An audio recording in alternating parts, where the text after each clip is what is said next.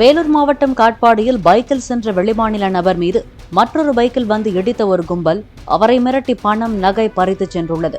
கமல் வம்சி என்பவர் பைக்கில் சித்தூர் சென்று கொண்டிருந்த போது எதிரே 3 பேராக ஒரு பைக்கில் வந்த கும்பல் அவர் மீது மோதியுள்ளது. கமல் வம்சி வெளிமாநிலத்தைச் சேர்ந்தவர் என்பதை தெரிந்து கொண்டு அவரை மிரட்டி போன்பே மூலம் 10,000 ரூபாய் பணம், வாட்ச், அரை சவரன் மோதிரம் ஆகியவற்றை பறித்து சென்றுள்ளது.